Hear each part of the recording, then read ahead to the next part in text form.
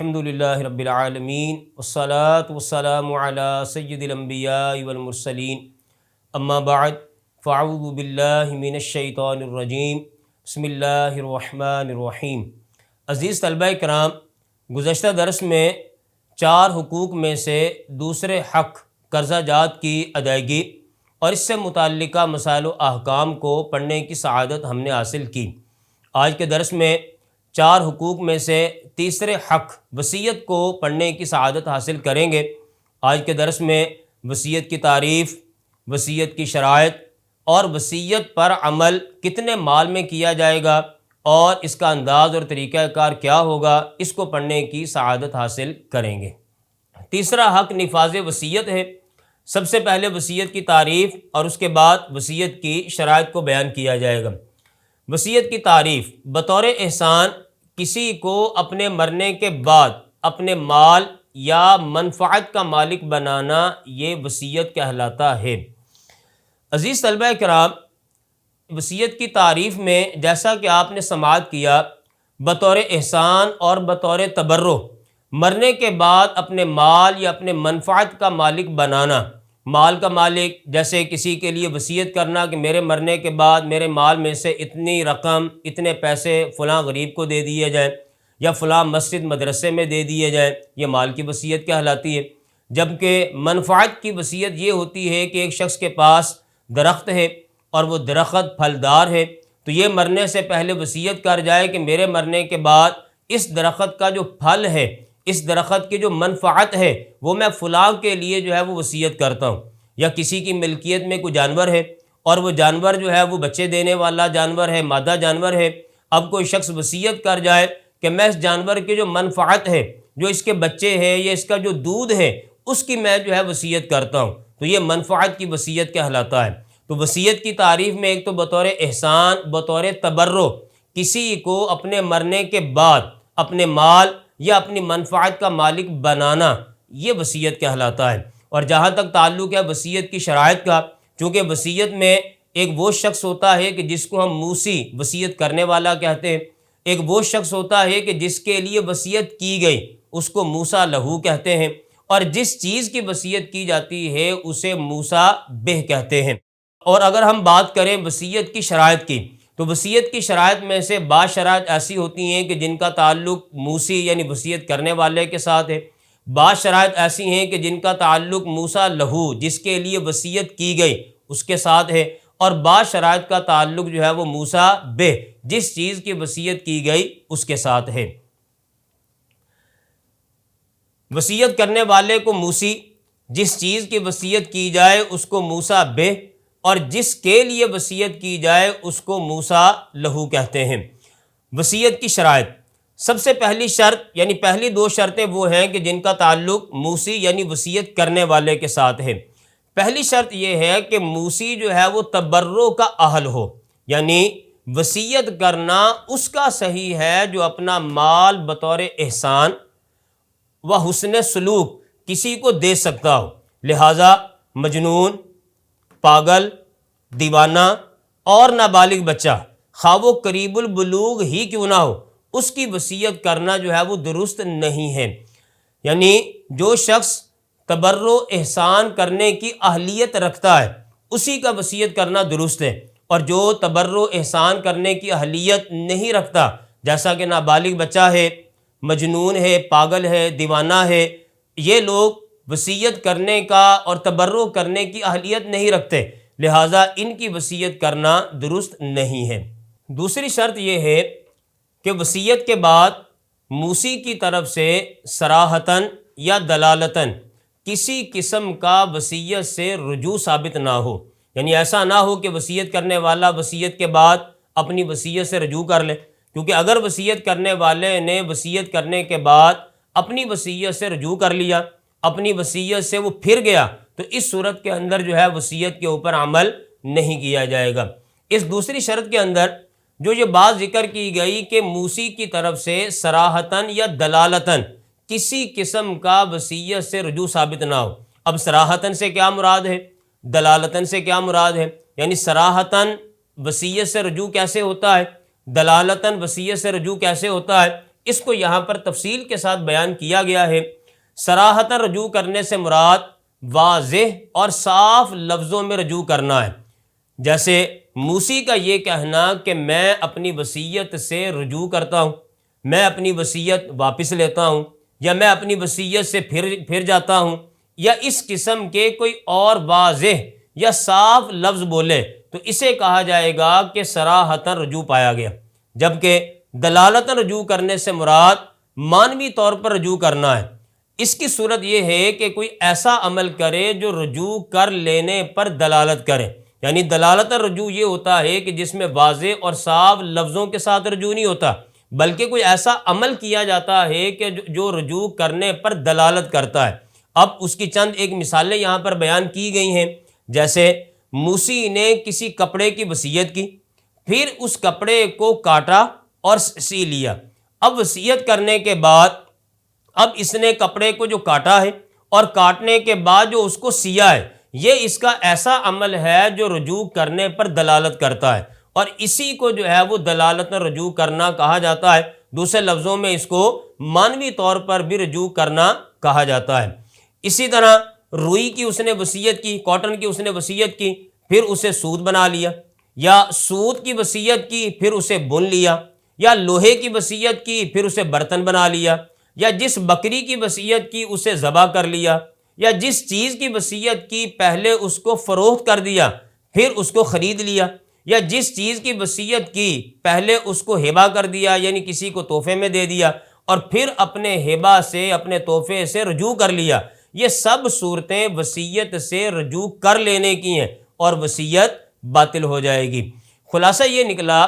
کہ جب کوئی وصیت کرنے والا اپنی وصیت سے رجوع کر لے، چاہے وہ رجوع صراحتاً کرے، چاہے وہ رجوع دلالتاً کرے، معنوی طور پر کرے، جب بھی کوئی شخص وصیت کرنے کے بعد اپنی وصیت سے رجوع کر لے گا تو اس کی وصیت جو ہے وہ باطل ہو جائے گی، اب اس وصیت کے اوپر عمل نہیں کیا جائے گا۔ 3 نمبر، 4 نمبر، 5 نمبر اور 6 نمبر، یہ 4 شرائط ایسی ہیں کہ جن کا تعلق موسیٰ لہو کے ساتھ ہے۔ پہلی 2 شرائط ایسی تھیں کہ جن کا تعلق موسی کے ساتھ تھا، یہ 4 شرائط وہ ہیں کہ جن کا تعلق موسیٰ لہو یعنی جس کے لیے وصیت کی گئی ان کا تعلق اس کے ساتھ ہے۔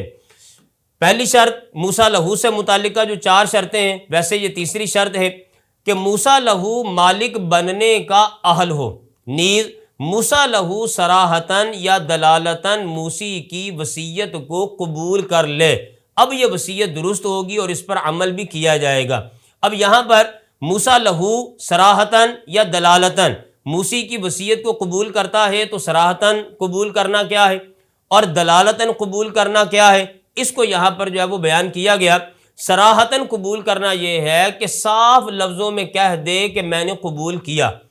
اور دلالتاً یعنی معنوی طور پر قبول کرنا یہ ہے کہ موسیٰ لہو وصیت کو منظور یا نامنظور کرنے سے قبل انتقال کر جائے تو اس کی موت جو ہوتی ہے اس کی قبولیت سمجھی جائے گی اور وہ چیز اس کے ورثاء کو وراثت میں دے دی جائے گی۔ یعنی تیسری شرط ہم نے جو پڑھی اس کا خلاصہ یہ ہے کہ جب موسیٰ لہو کہ جس کے لیے وصیت کی گئی وہ صراحتاً یا دلالتاً اس وصیت کو قبول کر لے، اگر صراحتاً یا دلالتاً قبول کرنا نہ پایا گیا تو اس صورت کے اندر بھی وصیت پر عمل نہیں کیا جائے گا۔ چوتھے نمبر پر جو شرط ہے کہ موسیٰ لہو موسی کی موت کے وقت جو ہے وہ زندہ ہو۔ اب اگر ایسا ہوا کہ موسیٰ لہو موسی کے انتقال کرنے سے قبل ہی انتقال کر گیا تو اس صورت میں بھی وصیت کے اوپر عمل نہیں کیا جائے گا۔ جیسے گزشتہ ایک درس میں وراثت کے حوالے سے آپ نے پڑھا تھا کہ جس کے جو وارث ہوتا ہے جس وقت مورث کا وصال ہو اس وقت وارث کا زندہ ہونا ضروری ہے، تب اس کو مورث کی طرف سے وراثت ملتی ہے۔ اسی طرح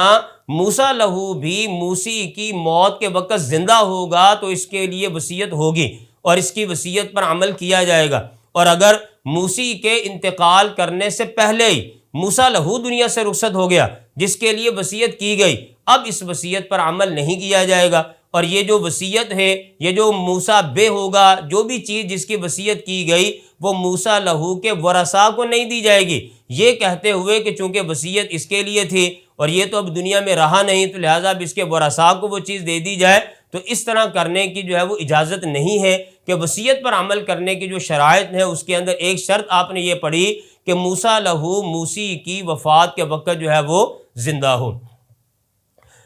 پانچویں شرط یہ ہے کہ موسیٰ لہو قاتل موسی نہ ہو، یعنی جس کے لیے وصیت کی گئی ہے اس نے اپنے موسی کو قتل نہ کیا ہو۔ اگر موسیٰ لہو نے موسی کو قتل کیا تو اس صورت میں وصیت باطل ہو جائے گی اور اس پر عمل نہیں کیا جائے گا، خواہ موسی کا قتل اس نے عمدن یعنی جان بوجھ کر کیا ہو یا خطاً قتل واقع ہوا ہو، دونوں صورتوں کے اندر جو ہے وصیت باطل ہو جاتی ہے۔ یہ ایسے ہی ہے جیسے کوئی وارث اپنے مورث کو قتل کر دے تو یہ قتل وارث کو میراث سے محروم کر دیتا ہے۔ اسی طرح اگر موسیٰ لہو موسی کو قتل کر دے، اپنے وصیت کرنے والے کو قتل کر دے، خواہ قتل عمدن جان بوجھ کر کرے یا خطاً قتل واقع ہوا ہو، دونوں صورتوں کے اندر یہ وراثت یہ وصیت سے محروم ہو جائے گا۔ چھٹے نمبر پر موسیٰ لہو موسی کا وارث نہ ہو، کیونکہ وارث کے لیے وصیت درست نہیں ہوتی۔ رسول اکرم صلی اللہ تعالی علیہ وآلہ وسلم نے ارشاد فرمایا فلا وصیت لوارث، وارث کے لیے وصیت نہیں ہے۔ عزیز طلبہ کرام،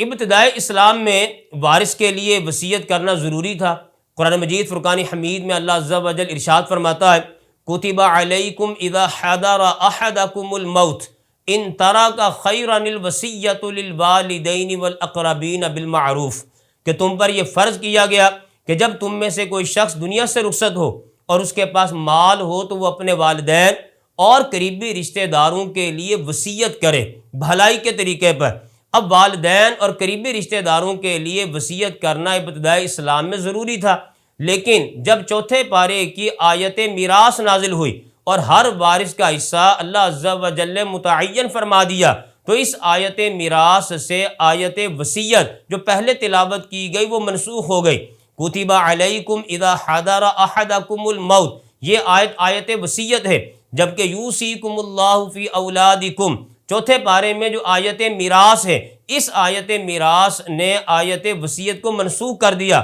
اب چونکہ شرعی طور پر قرآن نے اللہ عز و جل نے ہر وارث کا حصہ متعین کر دیا، اب ورثہ کے لیے وصیت کرنا جو ہے وہ درست نہیں ہے، کیونکہ اب ان کو مال وراثت کے طور پر جو ہے وہ مل رہا ہے، اب ان کے لیے وصیت کرنا درست نہیں۔ اسی وجہ سے نبی پاک صلی اللہ تعالی علیہ وآلہ وسلم نے ارشاد فرمایا فلا وصیت لوارث، کہ وارث کے لیے وصیت درست نہیں یا وارث کے لیے وصیت نہیں۔ ہاں اگر کسی نے اپنے وارث کے لیے وصیت کر دی، اب اس وصیت پر کب عمل کیا جائے گا اور اس کی کیا شرط ہے اس کو یہاں پر جو ہے وہ بیان کیا گیا ہے۔ ہاں اگر تمام ورثاء بالغ ہوں،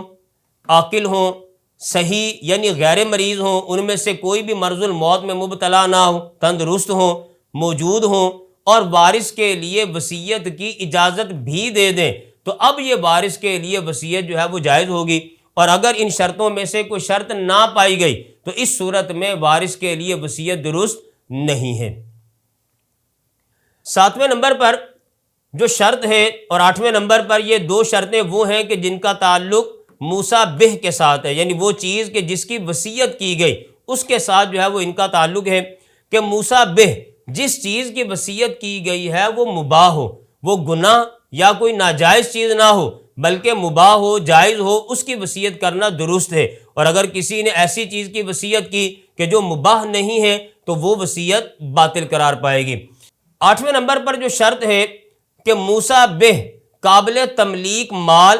یا قابل تملیک منفعت ہو۔ اب اگر موسیٰ بہ جس چیز کی وصیت کی گئی وہ قابل تملیک مال نہیں ہے یا وہ قابل تملیک منفعت نہیں ہے، یعنی ایسا مال یا ایسی منفعت کہ جس پر مالک بنایا جا سکتا ہے، اگر وہ ایسا مال نہیں ہے یا ایسی منفعت نہیں ہے کہ جس پر مالک بنایا جا سکتا ہو تو اس چیز کی وصیت کرنا جو ہے وہ درست نہیں ہے۔ لہٰذا ناقابل تملیک چیز کی وصیت کرنا درست نہیں۔ مثلا کسی نے وصیت کی کہ مجھے فلاں مکان پر شفع دائر کرنے کا جو حق تھا اسے میں تیرے لیے وصیت کرتا ہوں، میرے مرنے کے بعد تم اس پر شفع دائر کر لینا، یہ وصیت درست نہیں، کیونکہ اس نے اپنے حق شفع کو موسیٰ بہ بنایا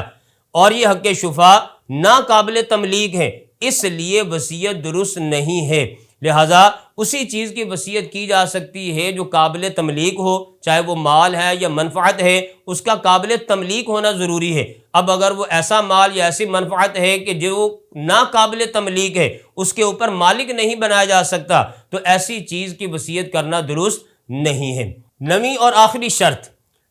کہ وہ جو موصی ہے، وصیت کرنے والا ہے، اس کے ذمے اتنا قرض نہ ہو کہ اس کو ادا کرنے کے بعد کچھ مال باقی ہی نہ بچے۔ اور اس کی وضاحت تو آپ نے گزشتہ درس میں بھی سماعت کی کہ وصیت پر عمل تب کیا جاتا ہے کہ جب قرضہ جات ادا ہو چکے ہوں۔ تجہیز و تکفین قرضہ جات کی ادائیگی کے بعد جو مال باقی بچتا ہے، اس سے جو ہے وہ میت کی وصیت پر عمل کیا جاتا ہے۔ اور اگر تجہیز و تکفین اور قرضہ جات کی ادائیگی میں ہی مال ختم ہو جائے، اس صورت میں چونکہ مال ہی نہیں، تو لہٰذا جب مال نہیں تو وصیت پر عمل بھی نہیں کیا جائے گا۔ اس لیے یہاں پر نویں شرط یہ ہے کہ اس کے ذمے اتنا قرض نہ ہو کہ اس کو ادا کرنے کے بعد کچھ مال باقی ہی نہ بچے، کیونکہ جب مال ہی باقی نہیں بچے گا تو پھر وصیت پر عمل کیسے کیا جا سکتا ہے۔ اب آخر میں مال وصیت کو استعمال کرنے کا طریقہ کہ ہم کس انداز سے اور کس طریقہ کار سے وصیت پر عمل کریں گے یا مال وصیت کو کس طریقے سے استعمال کریں گے، اس کو یہاں پر جو ہے وہ بیان کیا گیا ہے کہ اگر کسی نے وصیت کی ہو تو ادائیگی دیون کے بعد جو کچھ مال بچے،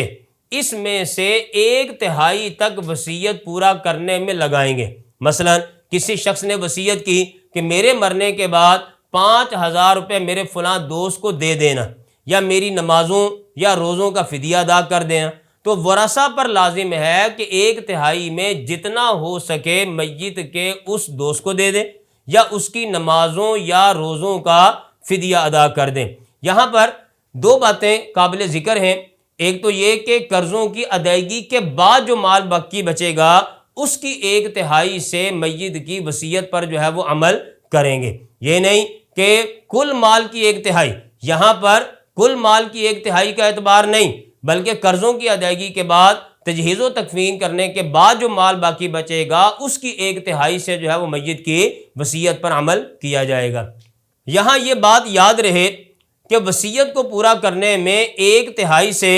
زیادہ مال نہیں لگائیں گے، کیونکہ 1/3 سے زیادہ میں وصیت باطل ہوتی ہے۔ ہاں اگر سارے ورثہ عاقل ہوں، بالغ ہوں، تندرست ہوں، موجود ہوں اور 1/3 سے زیادہ کی وصیت کی اجازت دے دیں تو اب یہ جائز ہے۔ یہاں پر پھر وہی بات بیان کی گئی ہے کہ 1/3 سے زیادہ میں وصیت نافذ نہیں ہوتی، لیکن اگر ورثہ عاقل ہیں، بالغ ہیں، تندرست ہیں، غیر مریض ہیں، موجود ہیں اور سارے کے سارے اجازت بھی دے دیں تو اس صورت کے اندر 1/3 سے زیادہ مال میں وصیت نافذ ہو سکتی ہے۔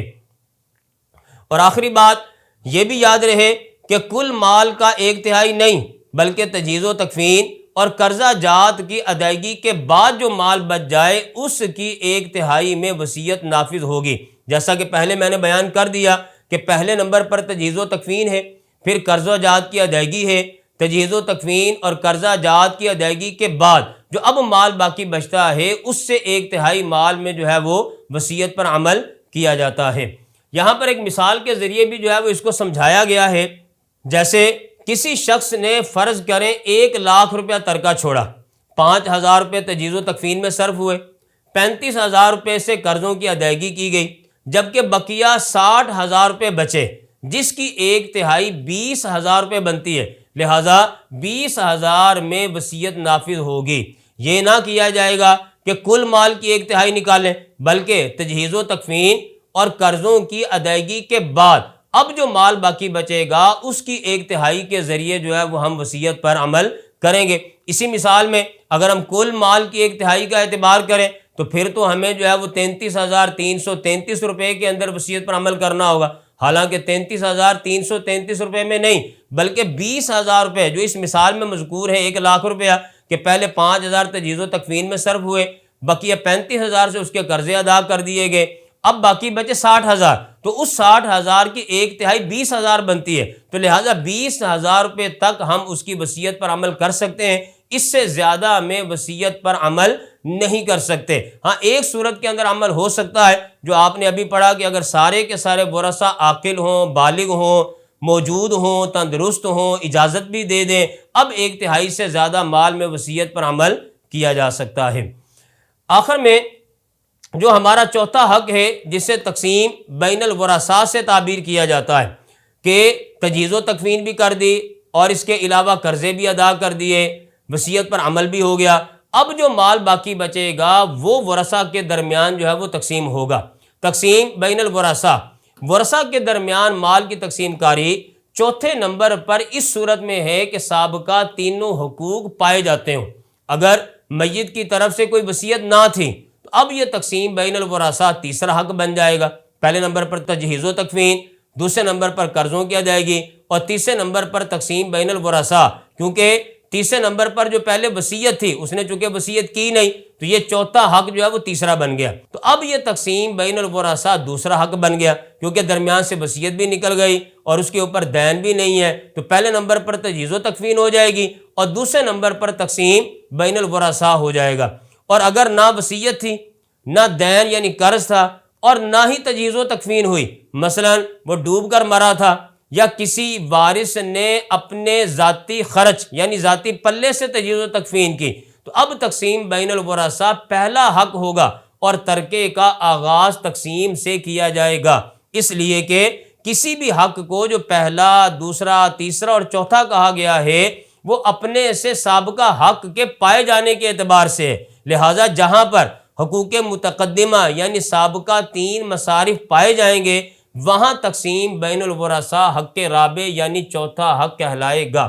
عزیز طلبہ کرام، جیسا کہ آپ نے سماعت کیا کہ یہ تقسیم بین الورثاء یہ چوتھا حق اس وقت ہوگا کہ جب سابقہ تین حقوق پائے جائیں، مطلب تجہیز و تکفین میت کے مال سے ہوئی ہو، قرض میت کے مال سے ادا کیے گئے ہوں، اس نے وصیت کی، اس کی وصیت پر عمل جو ہے وہ میت کے مال سے کیا گیا، اس صورت میں یہ تقسیم بین الورثاء چوتھے نمبر پر ہوگا۔ اور اگر فرض کریں اس شخص نے مرنے سے پہلے کوئی وصیت نہیں کی، اب یہ تقسیم بین الورثاء چوتھا حق نہیں ہوگا بلکہ اب یہ تیسرا حق بن جائے گا۔ پہلے نمبر پر تجہیز و تکفین،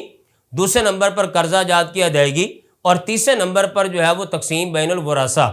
اور اگر نہ وصیت تھی اور نہ ہی اس پر کسی قسم کا دین یعنی قرض تھا، اب یہ تقسیم بین الورثاء چوتھا حق نہیں بلکہ اب یہ دوسرا حق بن جائے گا۔ پہلے نمبر پر تجہیز و تکفین اور دوسرے نمبر پر جو ہے وہ تقسیم بین الورثاء۔ اور اگر فرض کریں تجہیز و تکفین بھی نہیں ہوئی، اور اس کی دو صورتیں آپ نے یہاں پر پڑھی، پہلی صورت یہ کہ مثال کے طور پر وہ ڈوب کر اس کا انتقال ہوا، میت ہی نہ ملی جس کی وجہ سے تجہیز و تکفین نہ ہوئی، یا کسی وارث نے اپنی ذاتی